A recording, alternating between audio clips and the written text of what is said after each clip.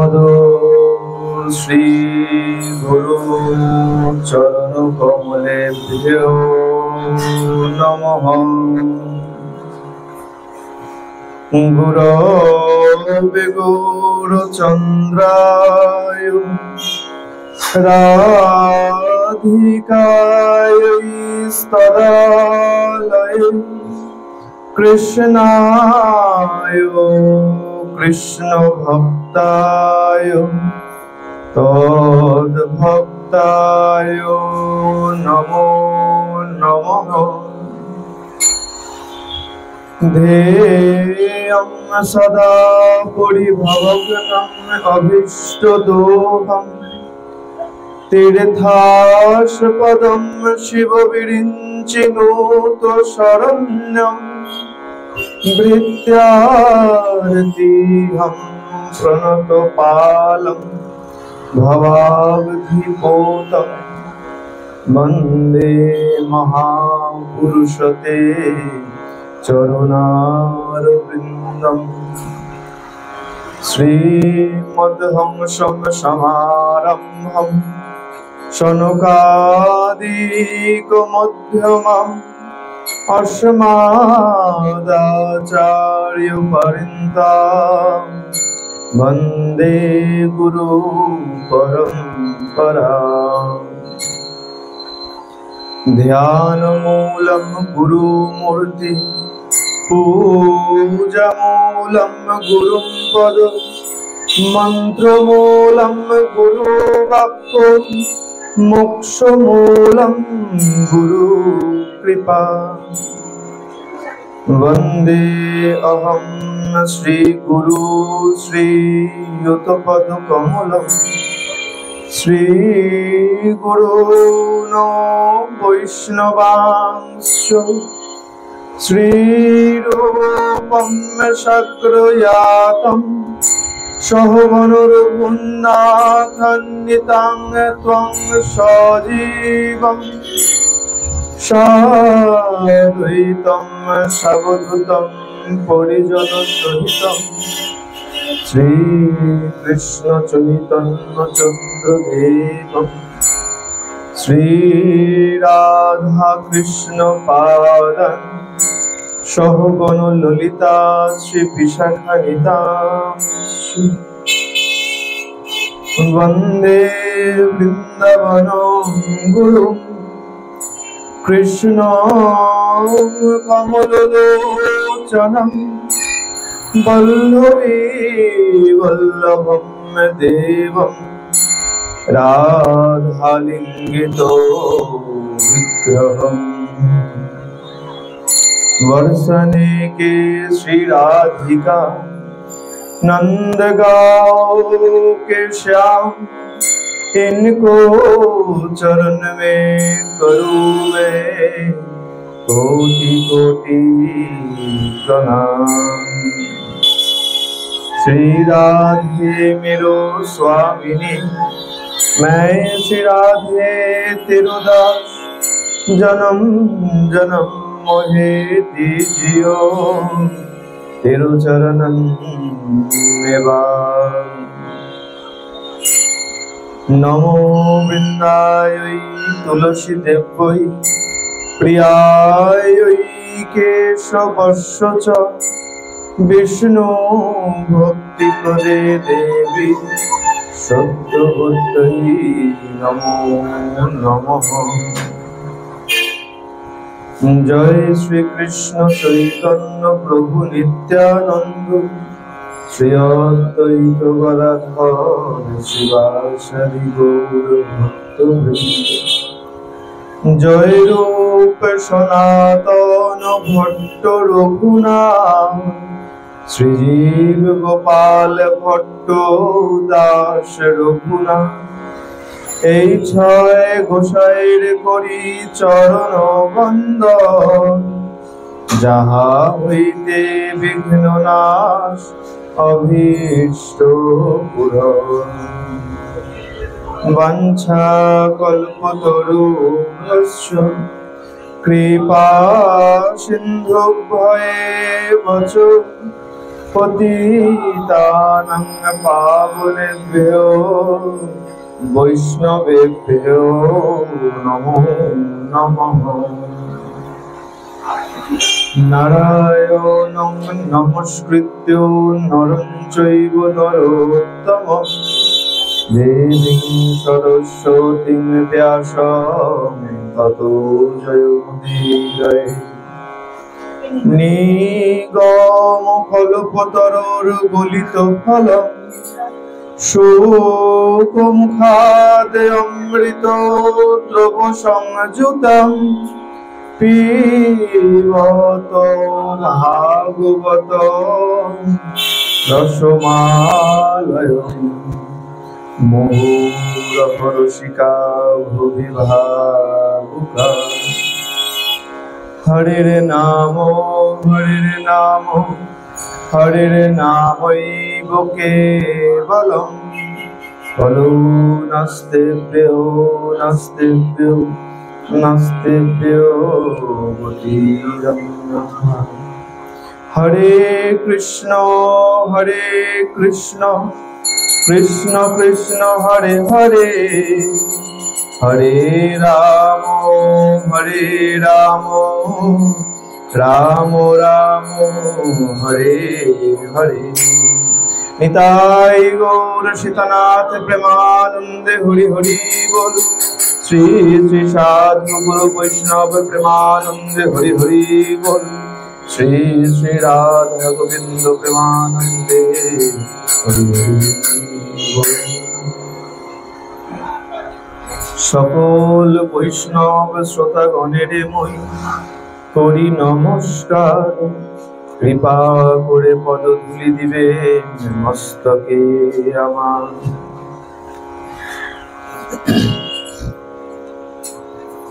ওম সহস্র শীর্ষা পুরুষা সহস্রাক্ষং সহস্রপাত সভূমিং বিশ্বতো বৃত্ত্বাত্যতিষ্ঠৎ দশাঙ্গুলম। জয় জয় শ্রী রাধারমণ জয় জয় নবল কিশোর জয় গোপী চিত্তচোর প্রভু জয় জয় মাখন চোর।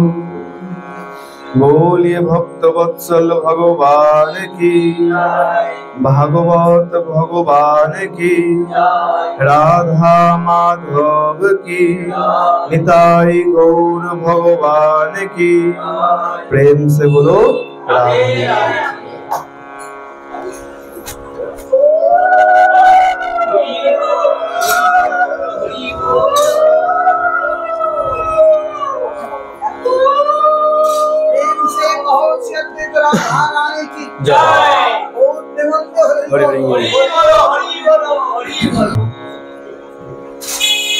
ঈশ্বর ঈশ্বর পরমেশ্বর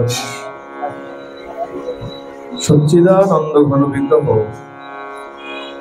অনাদির আদি সর্বকারণের কারণ অনন্ত কোটি ব্রহ্মাণ্ডের অধিনায়ক নন্দনন্দন ব্রজেন্দ্র নন্দন ভগবান শ্রীকৃষ্ণের অসীম অনুকম্পায় অসীম কৃপায় আমরা সকলে হরিকথা গুরুকথা ভাগবত কথা তথা ভাগবতীয় কথা শুনবার মানুষে উপনীত হয়েছে। আজকে গত দিবসে যেহেতু একাদশী ছিল আমরা একাদশীর কথা শুনেছিলাম, আর আজকে যখন এই বৈশাখ মাসে এসেছি এই বৈশাখ মাসের কিছু বিশেষ মাহাত্ম্যের কথা শ্রবণ করবো। তার মধ্যে একটি বিশেষ মাহাত্ম্য শ্রবণ করবো যেটা আমরা সবাই করে থাকি। কি করি বৈশাখ মাসে? আর কোনো কিছু করি না করি একটা কাজ, এই সনাতন ধর্মে বসবাসকারী সনাতন ধর্ম পালন করি সবার বাড়িতে দেখা যায়। তুলসী তলায় তুলসী মুখে জলধারা দান, এটা বিশেষ মাহাত্ম্য আছে। কি করা হয় বলে, কি প্রথম কি উচিত বলে, দেখো এই বৈশাখ মাসে বলছে, এই বৈশাখ মাসে প্রথম যদি সম্ভব হয় প্রাতঃ স্নান করা, ব্রহ্ম মুহূর্তে স্নান করা প্রথম আবশ্যকীয় কর্তব্য ধর্ম পালনের ক্ষেত্রে। আর বলছে এই প্রাতঃ স্নান করে তারপরে বৃন্দাজিকে জলদান করতে হয়, বৃন্দাজিতে ঝরাদান করতে হয়। বলে দেখো এই বৃন্দাজিতে ঝরাদান করতে কেন হয়, এই বৈশাখ মাসের দাবদাহ অর্থাৎ সূর্যের তাপ প্রচন্ড হয়ে যায়, আর এই তাপ আমরাও সহ্য করতে পারি না, যেমন এই বৃন্দা মহারানীও সহ্য করতে পারেন না। আর বলে দেখো বৃন্দা মহারানী যদি সহ্য করতে না পারে সেটাও একটা আমাদের কষ্ট। ভক্তি মহারানী যার কৃপায় আমরা ভক্তি পাবো সে যদি কষ্ট পায় সেটা তো আমরা দেখতে পারি না। তাই কি করা হয়, বৃন্দাজিকে জলধারা দান করা। শুধু তাই নয়, এই বৃন্দাজিকে জলধারা দানের সাথে সাথে বৃন্দাজির ওপরে কিছু একটা আচ্ছাদনও দিতে, এই সূর্যের তাপ, প্রখর তাপ যাতে সরাসরি মহারানীর গায়ে না পড়ে তার জন্য একটা ছাউনি দেওয়া অবশ্যই উচিত। আর খুব ভালো, এই গতকাল আমি গেছিলাম মেচেদায়।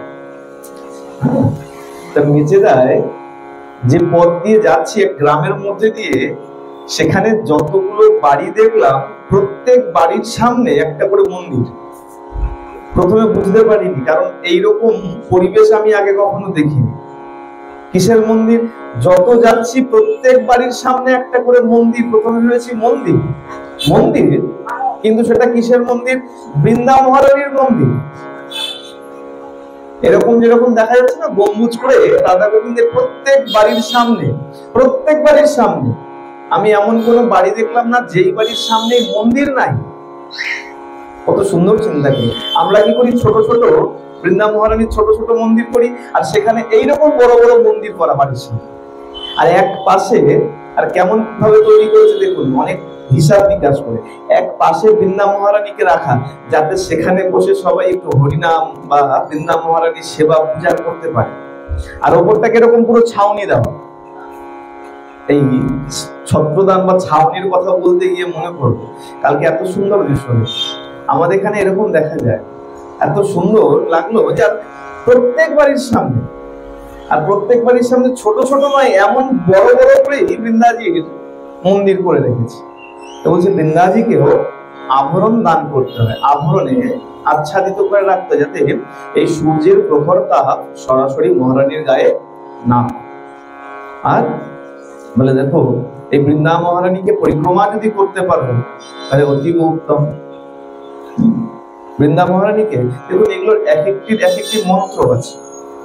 যদি কারোর জানা থাকে সেই মন্ত্র বলে বলে সেই কার্য করবেন, আর নচেত হরিনাম মহামন্ত্রের দ্বারা সেই কার্য করবেন।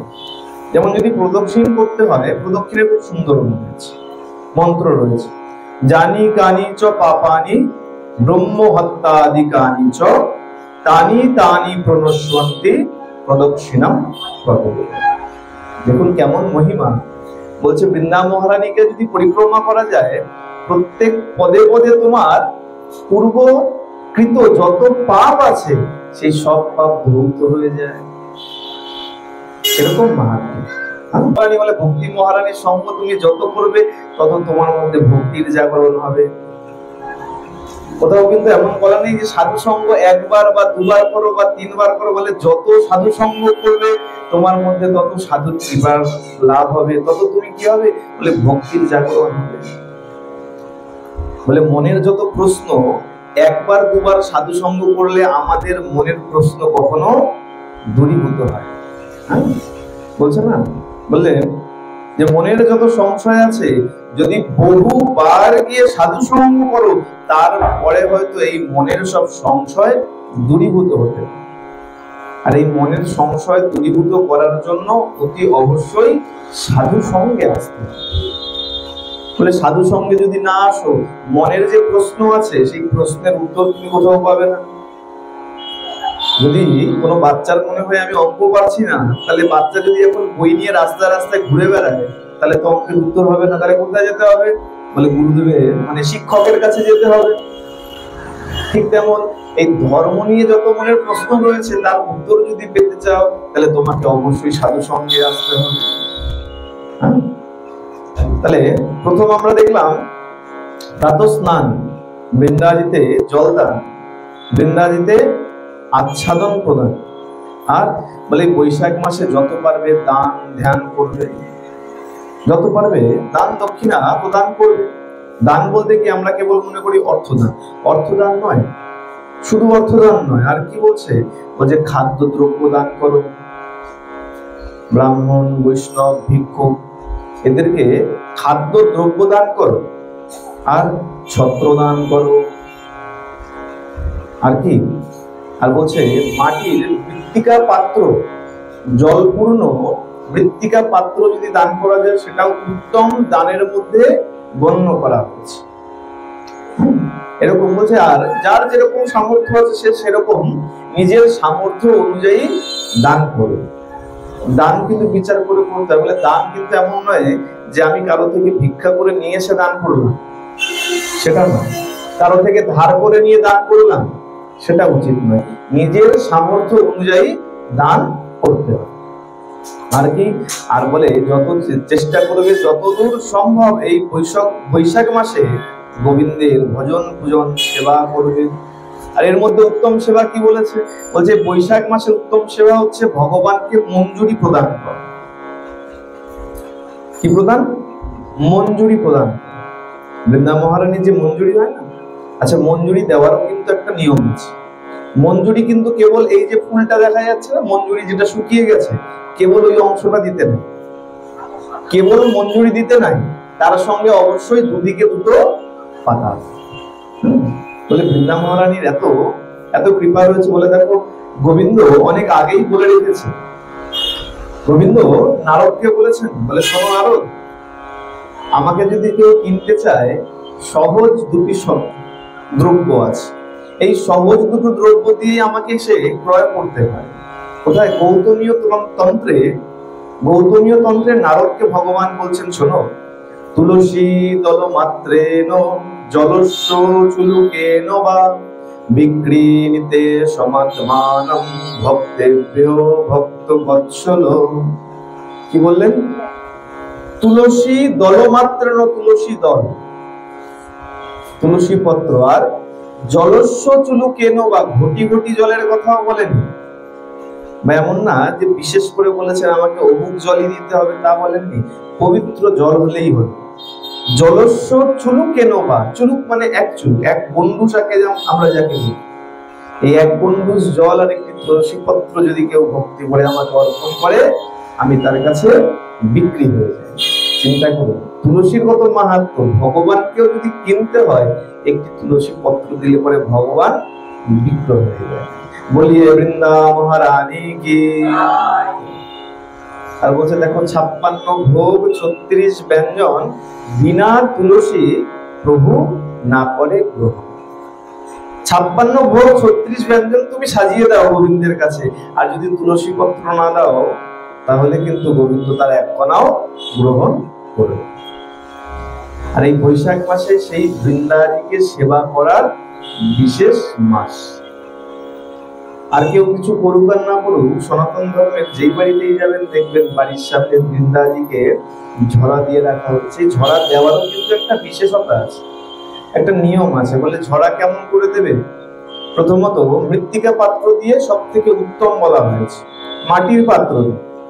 আর কেমন ভাবে ঝরা দিতে হয়? আমাদের একটা ভুল আছে, কি আমরা কি করি, ঝরা দেই, আর ঝরাতে ঝরার যে ছিদ্রটা এমন ভাবে করি যে জল দিলে পরে আধা ঘন্টা কি 1 ঘন্টার মধ্যে সেই জল পুরো শেষ হয়ে।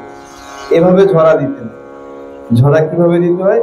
ঝরার ছিদ্র আর তার থেকে যে সলতেটা দেওয়া হবে এমন ভাবে দিতে হবে যাতে এই সকালবেলা জল দিলে ফোঁটা ফোঁটা ফোঁটা ফোঁটা করে অন্তত সন্ধ্যা পর্যন্ত সেই জল।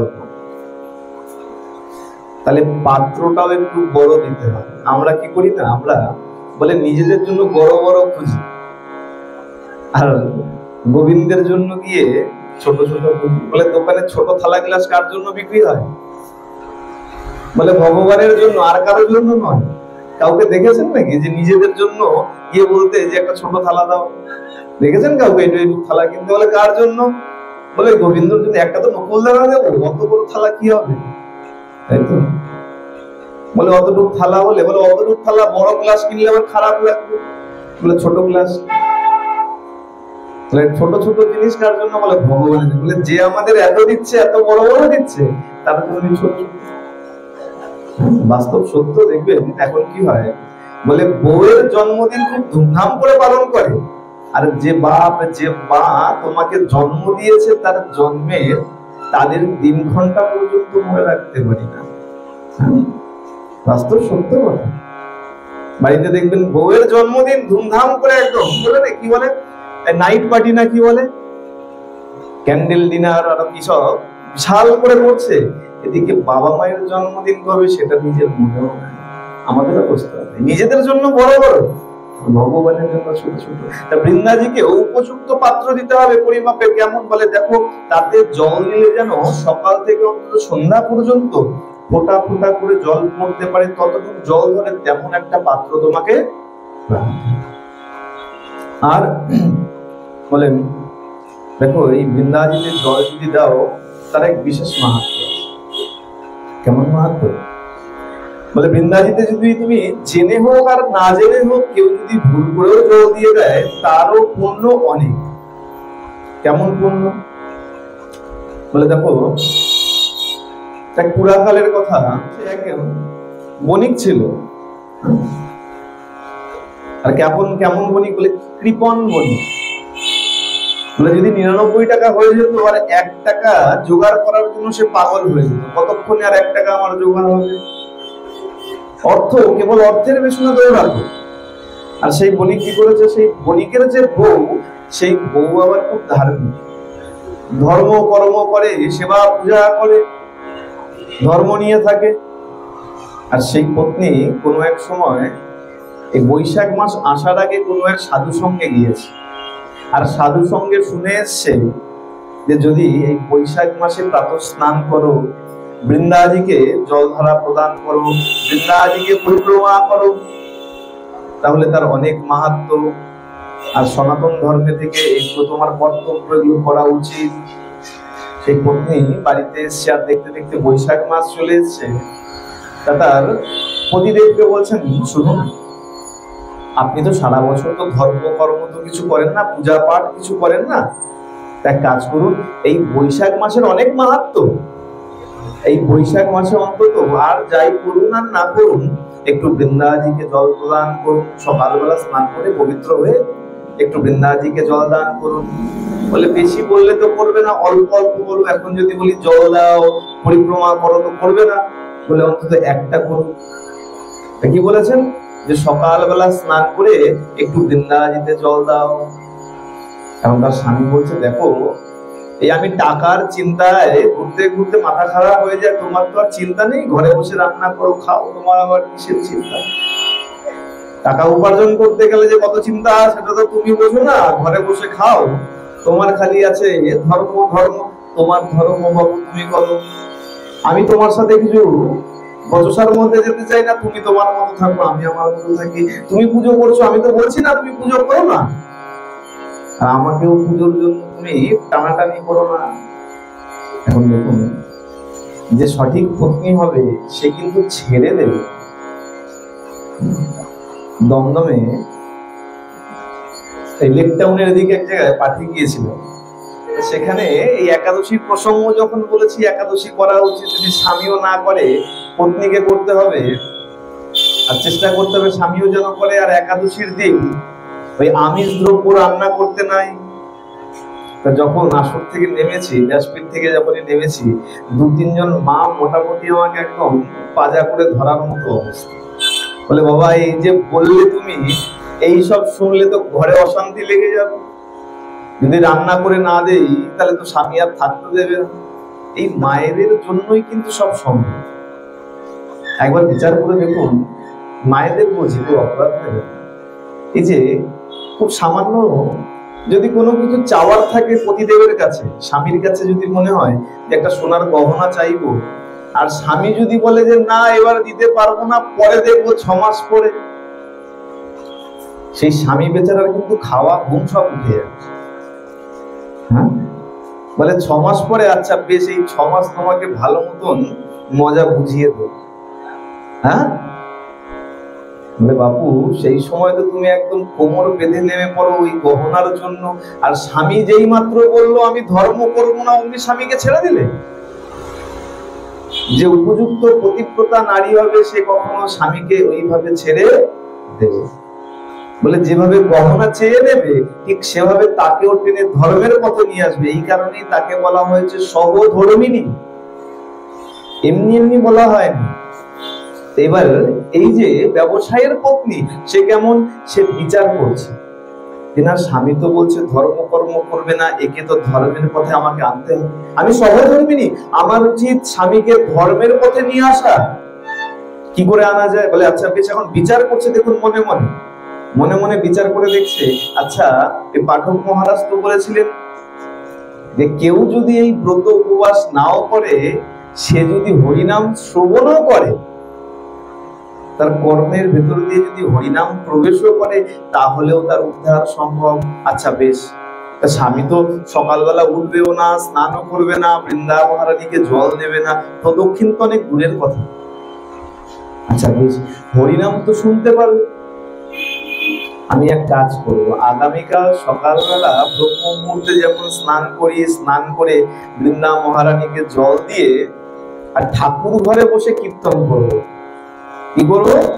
করতাল নিয়ে ওই স্বামীর কানের কাছে বসে বসে কীর্তন করবো, আমারও কীর্তন হয়ে যাবে।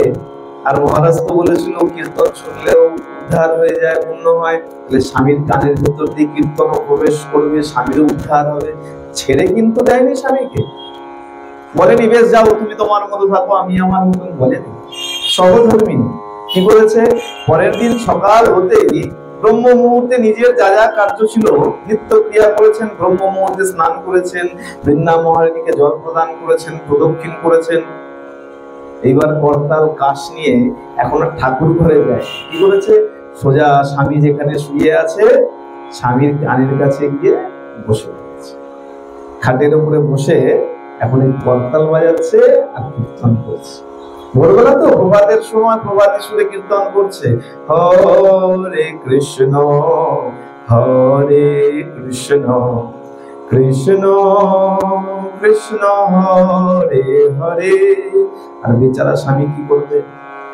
বালিশ নিয়ে একবার এপারে ফিরে, একবার এপারে ফিরে। চিন্তা করে দেখুন, ভোর 4টের সময় যদি আপনি ঘুমাচ্ছেন আর বলে দেখো এই বৈশাখ মাস তো, গরম তো কিরকম? বলে বাবা গরম এমন, বলে এসি ছাড়া থাকা যাচ্ছে না। হ্যাঁ তাই না? বলে এখন যেরকমই হোক খাও করো আর যাই করো না, কারণ একটা এসি লাগিয়ে নাও ঘরে। আর চিন্তা করুন এই গরমের মধ্যে, আর দেখবেন ঘুমটা কখন ভালো হয়? এই ভোরের দিকে 3টে সাড়ে 3টের পর থেকে মনে হচ্ছে না এইবার যেন শান্তির ঘুম ঘুমাচ্ছি। আর সেই সময় যদি আপনার কানের কাছে কেউ বসে এখন এই প্রভাতী সুরে কীর্তন করে, আপনার কেমন লাগবে? আর যে ব্যক্তি ধর্ম করে না তার কেমন লাগবে চিন্তা করে দেখুন। এখন স্বামী বেচারা কি করবে? একবার এপারে ফেরে, একবার এপারে ফেরে, উপায় যখন পায়নি এখন বলছে হ্যাঁ গো, আমার জীবনটাকে তুমি নরক করে দেবে?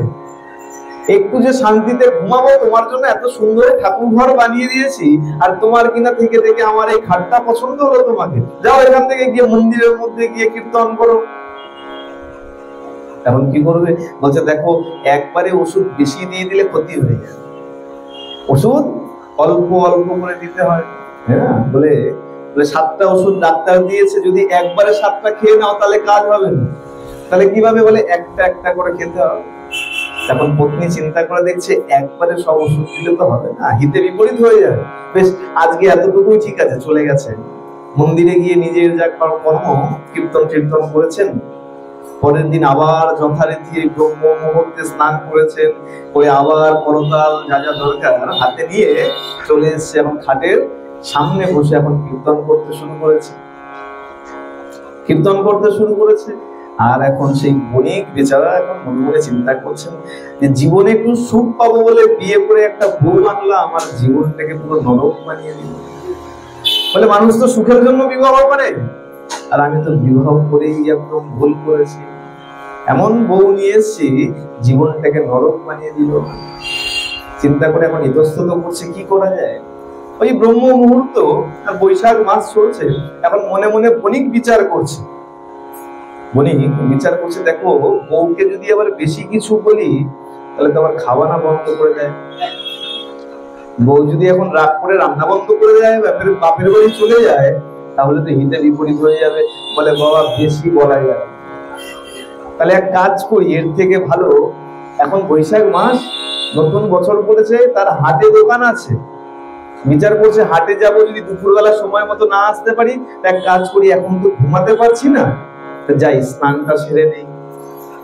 কখন? ব্রহ্ম মুহূর্তে, এই 4টে 4:30 সময় মনে করুন তার স্ত্রী তার আগে স্নান করে এসে তার কানের কাছে বসে কীর্তন শোনাতে শুরু করেছে। অধৈর্য হয়ে কি করলেন, এখন উঠে বিছানা ছেড়ে বলে, থাকলো তোমার বিছানা, তুমি বিছানায় বসে কীর্তন করো, আমি চললাম স্নান করতে। ওই ব্রহ্ম মুহূর্তে বউয়ের উপর রাগ করে চলে গেল স্নান করতে। এখন রাগারাগি করে গেছে তো, বলছে দেখো এই বৈশাখ মাসে, ওই যে বৈশাখ মাসে যে প্রভাতের স্নান, সেখানে বলা হয়েছে প্রথম উচিত হচ্ছে নদী বা পুকুরে স্নান করা।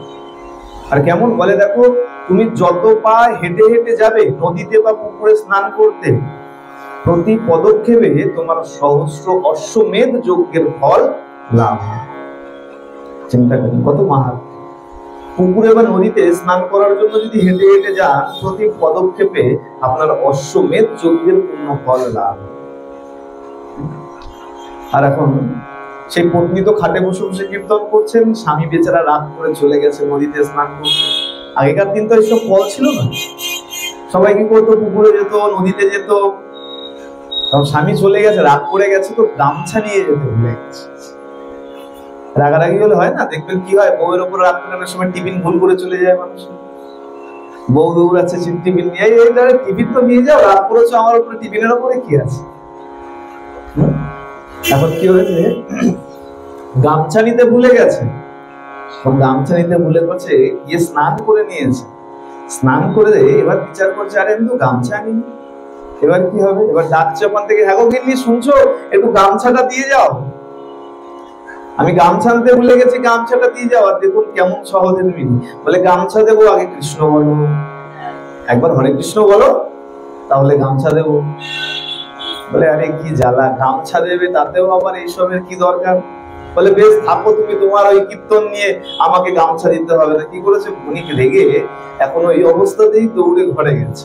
এখন ঘরে গিয়ে গামছা আর খুঁজে পায়নি, হাতের সামনে পেয়েছে নতুন গামছা, পুরনো গামছা খুঁজে পায়নি। কি পেয়েছে, নতুন গামছা, ব্যবহার করা হয়নি, ভাঁজ করে রাখা, সেই একটা টেনে বের করে নিয়ে চলে গেছে। এখন পত্নী দেখেছে যে স্বামী নতুন গামছা নিয়ে পুকুরে চলে গেছে, এখন বিচার করছে নতুন গামছা নিয়ে যাচ্ছে, এ তো ব্যবহার করতে পারবে না। দেখো সহধর্মিনী তো, স্বামীর কষ্টও দেখতে পারে। কি করেছে, তাড়াতাড়ি পুরনো গামছা নিয়ে পিছ ছুটেছে। আরে শুনুন শুনুন শুনুন, ওটা তো নতুন গামছা, ব্যবহার করতে পারবেন না, এই নেন পুরনো গামছাটা নেন। এখন যখন পুরনো গামছা পেয়েছে, স্বামী কি করেছে, আচ্ছা বেশ আজকে না ব্যবহার করি, কালকে তো ব্যবহার করবো, এটাকে একটু ভালো করে ধুয়ে মেলে দিই। একটু ভালো করে ধুয়ে সেটাকে দড়িতে মেলে দিয়েছে। আর পুরনো গামছা নিয়ে যথারীতি স্নান করে ঘরে গেছে। আর তার সহধর্মিনী কি করেছে, ওই যে তুলসী বৃক্ষ নিয়ে ঘরের মধ্যে যায়, টব নিয়ে ঘরে গিয়ে রেখে প্রদক্ষিণ করে আবার বৃন্দাজিকে বাইরে রেখে দেয়। এবার ঘরে নিয়ে যে প্রদক্ষিণ করেছে, প্রদক্ষিণ করে এখন সেই টব নিয়ে এসে বাইরে কোথায় রেখেছে, ওই যে বণিক নতুন গামছাটা মেলেছিল তার তলাতে রেখে দিয়েছে। ব্যস্ততার মধ্যে সেই টবটা নিয়ে তলায় রেখে দিয়েছে। আর যখন তলায় রেখেছে, কি হয়েছে, ওই গামছা থেকে ফোঁটা ফোঁটা করে জল। তবে মনে রাখবেন, বাড়িতে তুলসী গাছ রাখার লাগানোর তারও কিন্তু বিধান আছে। বলছে তুলসী গাছ এমন জায়গায় লাগাতে হবে, তুলসী গাছের ছায়া, বৃন্দা মহারানীর ছায়া যেন তোমার চলতি পথে যেন এসে না পড়ে। যে রাস্তা দিয়ে আপনার হাঁটাচলা করছেন, বৃন্দা মহারানীর ছায়া যেন সেই রাস্তাতে এসে না পড়ে, এভাবে লাগাতে হবে। আর বৃন্দা মহারানীকে যেখানে রাখা হবে বাড়ির কাপড় জামা তার উপরে কখনো মেলা যাবে না। শুধু এতটুকু নয়, কাপড় জামা মেললে তার ছায়া যেন পর্যন্ত বৃন্দাজির উপরে না পড়ে সেদিকেও খেয়াল রাখতে হবে। বৃন্দাজি কেবল নিয়ে গিয়ে লাগিয়ে দিলাম শুধু তাই না। আর বলে বাড়ির সামনে কেন লাগাতে বলে? বলে দেখো আয়ুর্বেদ শাস্ত্রে বলা আছে যার বাড়ির সামনে এই তুলসী গাছ আছে তার বাড়িতে রোগ ব্যাধিও কম। আয়ুর্বেদ শাস্ত্রে, আয়ুর্বেদে যদি দেখা হয় এই তুলসী গাছের গুণ অপরিসীম। সেই বৃন্দা মহারানীকে বাড়িতে লাগাতে গেলেও বিচার করতে, কোথায় লাগাবো, যেখানটায় রোপণ করবো সেই জায়গাটা কেমন। কোন নোংরা জায়গায় তুলসী বৃক্ষ রোপণ করতে নাই। আর তুলসী বৃন্দাজিকে যেখানে রাখবেন তার পাশে যেন কোথাও ময়লা না ফেলে, তার পাশে কিন্তু কোথাও নোংরা আবর্জনা ফেলতে নাই। তুলসী বৃক্ষের চারিপাশ একদম পরিষ্কার রাখতে। বলে যদি অপরিষ্কার রাখো তাহলে তোমার বাড়িতে এসে লক্ষ্মী ঢুকবে না, অলক্ষ্মী এসে প্রবেশ করবে। এগুলো খেয়াল রাখতে হবে। এখন দেখুন বলতেও ভয় লাগে তো, কারণ কি এখান থেকে শুনে গিয়ে বলবে ওই তো পাঠক বাবা বলেছিল যে গামছা থেকে জল পড়েছে, গামছা দিয়ে জল দিয়েছে। কেমন গামছা ছিল? বণিক যে গামছাটি নিয়ে এসছে সেটি নতুন গামছা ছিল, সেটা কিন্তু এখনো ব্যবহার করেনি। বিচার করছে আগামীতে ব্যবহার করব, তাই সেটাকে ভালো করে ধুয়ে মেলে দিয়েছে। এখন বণিক কি করেছে? যথারীতি স্নান করে যা যা কাজকর্ম করে ভোজন আদি করে চলে গেছে হাটে। হাটে গিয়ে হাট বাজার সব করেছে, হাটের সমস্ত দিন পার হয়েছে, বাড়ি ফিরবে বিকাল বেলা। আর বৈশাখ মাস দেখো না দেখো, কখন না কখন ঠিক নেই, কোনো কাল বৈশাখী শুরু হয়ে যায়। দেখতে দেখতে প্রচন্ড ভয়ঙ্কর রূপ নিয়ে কাল বৈশাখী শুরু হয়ে গেছে। আর এমন কাল বৈশাখী হয়েছে এক মস্ত গাছের ডাল ভেঙে পড়বিত পর ওই বণিকের মাথাতেই পড়েছে। আর এমন মস্ত ডাল ভেঙে পড়েছে, যেই মুহূর্তে পড়েছে সেই মুহূর্তেই বণিকের গোবিন্দায় নমঃ সেইখানেই মারা গেছে। সেই মস্ত ডাল মাথাতে পড়ে সেইখানেই মারা গেছে। জমের দুধ চলে এসছে, জমের দুধ এখন এসে তাকে টানতে টানতে নিয়ে গেছে। বলে দেখো যত অপরাধ করবে ভেবে দেখো তোমার জন্য সেরকম পথের ব্যবস্থা করা আছে। পুণ্য করবে তো তোমাকে ভালো পথ দিয়ে নিয়ে যাবে, আর পাপ করবে তো তোমাকে কাটার পথ দিয়ে টানতে টানতে নিয়ে যাবে। বণিক তো কোনো পুণ্য করে নাই, বণিককে কাটার পথ থেকে নিয়ে গেছেন, কিন্তু বণিকের গায়ে ততোধিক ব্যথা লাগে না, অনুভব করেনি। নিয়ে গেছে চিত্রগুপ্ত থেকে, বলছে বিচার করো এর কি পাপ কি পুণ্য বিচার করো। চিত্রগুপ্ত খাতা একদম হিসাব করে বলছে প্রভু এর তো তেমন কোনো পুণ্য নাই। বলে দেখো তেমন এমন জানি না, কি পাপ আছে কি পুণ্য আছে আমাকে বিস্তারে বলো। প্রভু এর সারা জীবন পাপে ভর্তি। বলে কেন? বলে দেখো ব্যবসা করতে গেলে মিথ্যা বলতেই হবে, ব্যবসা করতে গেলে অনেক ছলচাতুরি করতে হবে, পাপ তো তোমার হবেই হবে। আর পুণ্য কি আছে? বলে বেশ পাপ তো নয় বুঝলাম, রাশি রাশি পাপ আছে, পুণ্য কি আছে? বলে মহারাজ এর একটাই পুণ্য আছে। কি পুণ্য? এর মৃত্যুর দিন প্রভাতে স্নান করেছিল, আর সেই দিনটা কিরকম ছিল? বৈশাখ মাস ছিল। মৃত্যুর দিন প্রাতঃকালে স্নান করেছে, নদীতে স্নান করেছে। আর কি করেছে? বলে বৃন্দাজিতে জল দিয়েছে। যেই শুনেছে বৃন্দাজিতে জল দিয়েছে, যমরাজ এখন সিংহাসন ছেড়ে উঠে দাঁড়িয়েছে, তাড়াতাড়ি ডাকছেন যমদূতদের, তাড়াতাড়ি আয় তাড়াতাড়ি আয়। মহারাজ কি হয়েছে? আমাদের কি কোনো ভুল হয়েছে? ভুল হয়েছে মানে সাক্ষাৎ বৈষ্ণব যে ভগবানের সেবা পূজা করে, বৃন্দা মহারাজের সেবা করে, তোরা তাকে ধরে নিয়েছিস, তাড়াতাড়ি প্রণাম কর, ক্ষমা চা তাড়াতাড়ি। যমরাজ সহ তারা সবাই এখন সেই ব্যক্তিকে প্রণাম করতে শুরু করেছে। এখন বলে না যে সৎ ব্যক্তি হয়, দুষ্ট ব্যক্তি হয়, তার মনের দুষ্ট বুদ্ধি কিন্তু কখনো যায় না। জমালয়ে গেছে, সেখানে গিয়ে বিচার করছে, আচ্ছা আমাকে যমরাজ কেন প্রণাম করে, এই যমদূতেরা কেন প্রণাম করছে? নিশ্চয়ই আমার মধ্যে কোনো পুণ্য আছে, নইলে কেন প্রণাম করবে এরা? যে প্রণাম করেছে। আচ্ছা মহারাজ আপনারা সবাই আমাকে কেন প্রণাম করছেন? দেখো বাবা, এই তুমি মৃত্যুর আগে তুমি বৃন্দাজিতে 7 ফোঁটা জল দান করেছো। কতটা? ওই গামছা চুয়ে চুয়ে 7টা ফোঁটা জল বৃন্দাজিতে। বলে আচ্ছা বেশ 7 ফোঁটা জল, বলে আমার তো মনে পড়ছে না 7 ফোঁটা জল কবে দিয়েছে। আচ্ছা বেশ 7 ফোঁটা জল যদি দিয়ে থাকি, পুণ্য যদি হয়েছে, কেমন পুণ্য হয়েছে, এই পুণ্যের ফল আমি কি পাবো? ব্যবসায়ী তো লাভ ক্ষতির হিসাব ছাড়া আর কিছু বোঝে না, কি লাভ হলো কি লোকসান হলো সেটা বলো। বলছে দেখো এই যে পুণ্য হয়েছে, চিত্রগুপ্ত বিচার করে বলছে এই যে 7 ফোঁটা জল দিয়েছো তুমি, এই 7 ফোঁটা জলের বিনিময়ে তুমি 7 দিন পর্যন্ত স্বর্গসুখ লাভ করতে পারবে। কি সুখ? স্বর্গসুখ পাবে 7 দিন 7 ফোঁটার জল।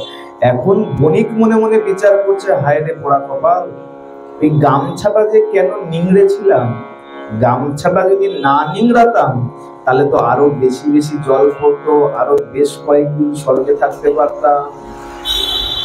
গামছা কি করেছিল? চুবিয়ে জলে ধুয়ে নিংড়ে দেয় তো। এখনো বিচার করছে কেন যে নিংড়ালাম, যদি না নিংড়াতাম 7 ফোঁটার জায়গায় যদি 70 ফোঁটা জল পড়তো তাহলে তো আরো বেশ কতদিন আমি স্বর্গে থাকতে পারতাম। এখন যা কিছু তো করার নেই, 7 ফোঁটা পড়েছে, 7 দিন যখন স্বর্গসুখ আছে। এখন যমরাজ জিজ্ঞাসা করছে, আচ্ছা বলো 7 দিনের সুখ আছে আর তারপরে তোমার অনন্ত কোটি নরক যন্ত্রণার ভোগ রয়েছে, এত পাপ করেছো সেটাও তো ভোগ করতে হবে, কোনটা আগে নেবে? দুষ্টু ব্যক্তি সে এখন বিচার করছে যে যদি আমি এখন 7 দিনের সুখ আগে না নেই, অনন্ত কোটি নরক যন্ত্রণা ভোগ করতে করতে আমার কোথায় হদিস থাকবে কি থাকবে না তার তো কোনো বিচার নাই।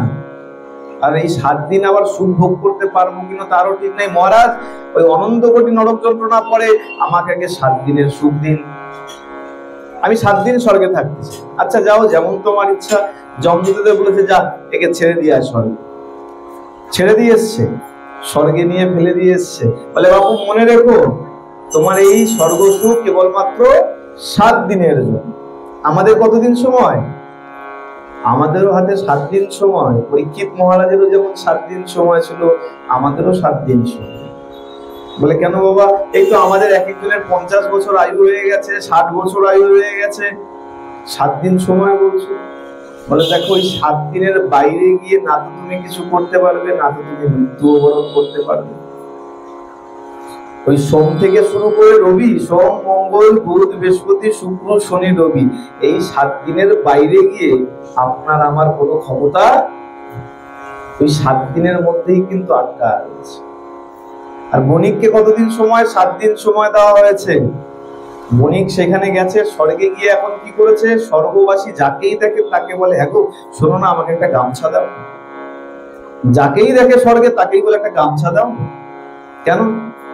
এবার একজন জিজ্ঞাসা করেছে কৌতূহল বসে, বলে তুমি স্বর্গে এসছো ভালো মন্দ জিনিস চাও, স্বর্গে এসছো স্বর্গ সুখ ভোগ করতে, ভালো মন্দ চাও, গামছা চাইছো কি ব্যাপার? বলে না একটু বৃন্দাজিতে জল দেবো। আরে বাপু বৃন্দাজিতে কি গামছা দিয়ে জল দেয়? সে তো কখনো ধর্ম করে নাই, ভজন পূজন করে নাই, সেবা করে নাই, কি দিয়ে কি করতে হয় জানে না। সে ওই যে যমরাজের কাছে শুনেছে গামছার থেকে জল পড়েছিল, সে মনে মনে বিচার করেছে ওই মনে গামছা দিয়ে জল দিতে হয়। এখন স্বর্গবাসী যখন বলছে দেখো ওই বৃন্দাজিতে গামছা দিয়ে জল দেয় না, বলে বাপু কি দিয়ে জল দেয় আমি অত তো জানি না, যা হোক একটা কিছু দাও আমাকে জল দিতে হবে, সময় বেশি নাই, 7 দিন সময় আছে। কি করেছে? ওই স্বর্গবাসীদের থেকে একটা পাত্র নিয়েছে। পাত্র নিয়ে আর সময় এমনি এমনি ব্যয় করেনি, পাত্র নিয়েই বৃন্দাজিতে জল দান করতে শুরু করেছে। আর স্বর্গে যেখানে যেখানে হরিসভা চলছে, সাধু সঙ্গ হচ্ছে, সেখানে গিয়ে কীর্তন শ্রবণ করছে। দেখতে দেখতে 7 দিন শেষ। যমদূতরা বলছে চলো তোমার 7 দিন শেষ, এবার তোমার অনন্ত কোটি নরক যন্ত্রণা ভোগ রয়েছে। নিয়ে গেছে ঘুরে। চিত্রগুপ্তকে বলছে চিত্রগুপ্ত ভালো করে বিচার করে দেখো এর পাপ পুণ্যের হিসাব এখন কোথায়। চিত্রগুপ্ত তো হিসাব দেখে এখন থতমত খেয়ে গেছে। মহারাজ এ তো উল্টো হয়ে গেছে। কি হয়েছে? বলে এই যে 7 দিন যে ছিল, এই 7 দিন বৃন্দাজিতে এমন জলদান করেছে, এ এখন 7 বছর শিবলোক বাস করতে পারে। 7 দিন স্বর্গে থেকে এত বৃন্দাজিতে জলদান করেছে, বৃন্দাজির পরিক্রমা করেছে, সাধু সঙ্গ করেছে, এ এখন তার পরিবর্তে 7 বছর শিবলোকে থাকতে পারে। বলে যাও, তাহলে কি করবে? বলে জানে তো, ও তো আগে ওই সুখ ভোগ নিয়ে নেবে। বলে যাও, তোকে শিবলোকে ছেড়ে দিয়ে এসো। শিবলোকে ছেড়ে দিয়ে এসছে। এখন কি হয়েছে? ওর আস্তে আস্তে মনের ময়লা সব ধুয়ে গেছে। কেন? বলে বৈষ্ণবের দর্শন করেছে। যম মহারাজ নিজে একজন সাক্ষাৎ বৈষ্ণব। দ্বাদশ ভাগবতের মধ্যে এই যম মহারাজ একজন। আর বলে বৈষ্ণবকে দেখা মাত্রই মনের ময়লা ধুয়ে যায়, আর বৈষ্ণবকে ছোঁয়া মাত্রই, স্পর্শ করা মাত্রই পবিত্র হয়ে যায়। বলে মা গঙ্গার এত ক্ষমতা কি করে যে মা গঙ্গা সবার পাপ ধুয়ে দেয়? কি করে? বলে মা গঙ্গা সবার পাপ নিয়ে যখন নিজে বৈষ্ণবের স্পর্শ করে তখন নিজেও পাপ মুক্ত হয়ে যায়। তার মানে বৈষ্ণবের কত ক্ষমতা চিন্তা। আর সেই বৈষ্ণব যমরাজকে দর্শন করেছে, তাই কি হয়েছে? বণিকের মনের ময়লা আস্তে আস্তে ধৌত হয়ে গেছে। সে এখন 7 বছর সেই শিবলোকে গেছে। সেখানে গিয়েও এক কাজ, বৃন্দাজিতে জলদান করে বৃন্দাজিতে পরিক্রমা করছে। আর যেখানে শিবলোকে এই কীর্তন শুনতে পাচ্ছে, হরিবাসন হচ্ছে, সাধুসঙ্গ হচ্ছে, সেখানে গিয়ে বসে যায়। আস্তে আস্তে মন পবিত্র হয়ে গেছে, মনের চিন্তা পরিবর্তন হয়ে গেছে। 7 বছর দেখতে দেখতে 7টা বছর কেটে গেছে।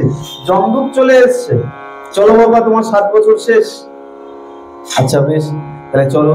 আবার নিয়ে যখন এসছে, চিত্রগুপ্ত বিচার করে মাথায় হাত, মহারাজ একে নরক যন্ত্রণা কি দেব?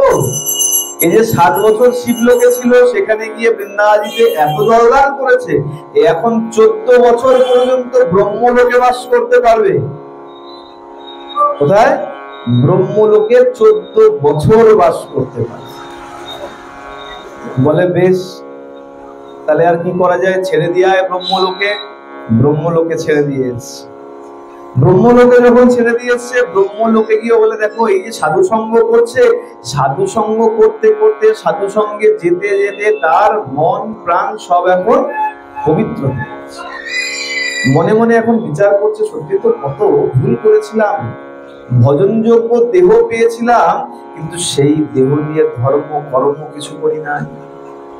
14 বছর ব্রহ্মলোকে থেকে এখন এই একই কার্য, বৃন্দাজিতে জলদান প্রদক্ষিণ।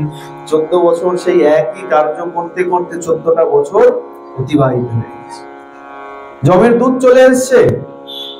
যমের দূত যখন এসছে, এখন তার মন এত পরিবর্তন হয়ে গেছে সাধু সঙ্গ করতে করতে।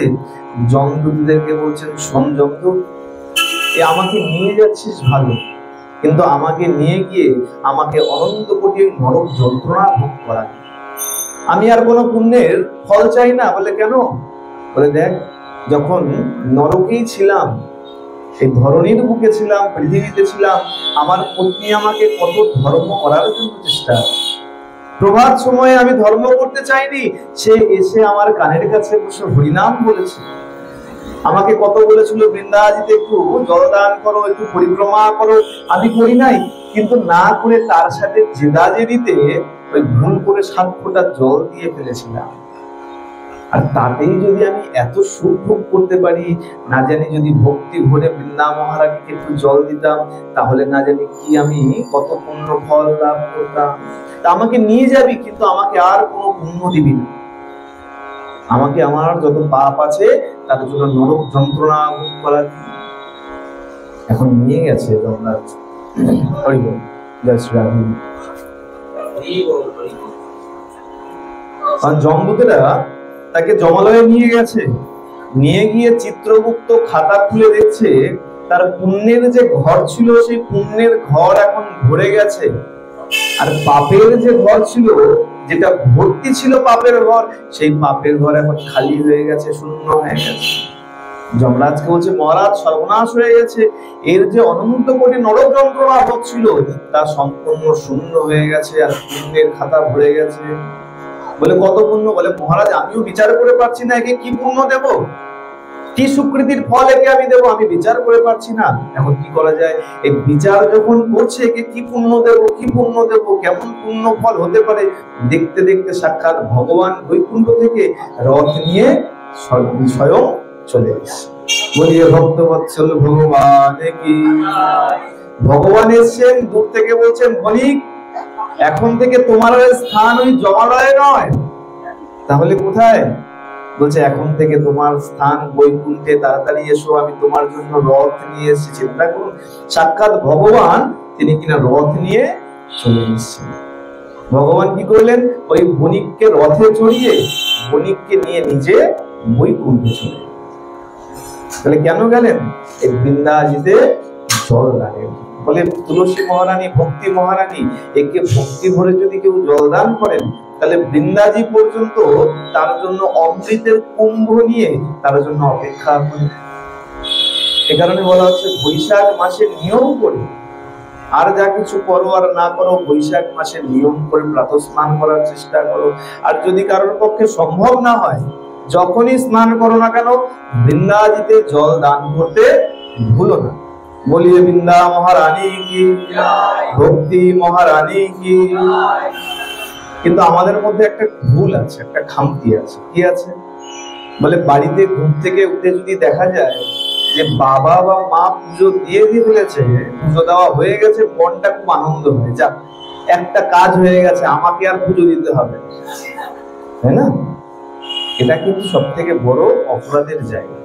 বলে বেশ, সেবা হয়ে গেছে, ভোগ দান হয়ে গেছে, ঠিক আছে, তোমাকে আর ভোগ দিতে হবে না, কিন্তু অবশ্যই উচিত স্নান করে সন্ধ্যা আহ্নিক বন্দনা করে গোবিন্দের চরণে অন্তত ফুল তুলসী দান করবেন। এটা অবশ্যই কর্তব্য। কিন্তু আমরা কি করি, যদি দেখি কেউ পুজো দিয়ে দিয়েছে, সন্ধ্যাবেলা সন্ধ্যার সময় আরতি করা হয়ে গেছে, মনটা খুব ভালো লাগে, যাক একটা ঝামেলা মিটে গেছে। কিন্তু সেবা পুজোকে কখনো ঝামেলা বলে মনে বলে যার যার ধর্ম তার তার কাছে, তুমি যেরকম ধর্ম করবে তার ফল তুমি পাবে। তাহলে বৃন্দাজিতেও আমরা অনেক সময় কি করি না, বাড়িতে দেখলাম ওই ঘট তো ভরা আছে, জল দিয়ে দিয়েছে কেউ, আমাকে আর দরকার নাই বলে, দেখো ঘট ভরা আছে, খুব ভালো কথা, তুমি তার অতিরিক্ত জল দিতে পারবে না, তাহলে অল্প করে অন্তত সেই ঘটে জল দেওয়া। বলছে সবার কর্তব্য বৃন্দাজিতে জল দান করা। বলে ভক্তি কে দিতে পারে, ভক্তি মহারানী ভক্তি দিতে পারে, ভক্তি যার সেই তো ভক্তি দিতে পারে। তাই বৃন্দাজিকে অবশ্যই সেবা করতে হবে। তাহলে মনে রাখতে হবে, বৈশাখ মাসে প্রাতঃ স্নান, গোবিন্দের বিশেষ পূজন, যত সম্ভব গোবিন্দের ভজন পূজন করতে হবে, বৃন্দাজিতে জল দিতে হবে, আর যত সম্ভব এই বৈশাখ মাস জুড়ে দান ধ্যান করতে হবে। কোথায় দান বলছে, দেখো সাধুগুরু বৈষ্ণবকে দান করবে, ভিখারিকে ভিক্ষা দেবে, আর এই যে মন্দির মন্দির রয়েছে, যত পারবে মন্দিরে দান করে মন্দিরের এই কর্মকে আরো এগিয়ে নিয়ে যেতে সাহায্য করবে। এই কর্ম বৈশাখ মাসে করা উচিত। আজকে এই বৈশাখ মাসের মাহাত্ম্য শ্রবণ আর বৃন্দাজিকে জলদানের মাহাত্ম্য শ্রবণ করে এখানেই ভাগবতীয় কথা বিশ্রাম দিচ্ছি। শ্রী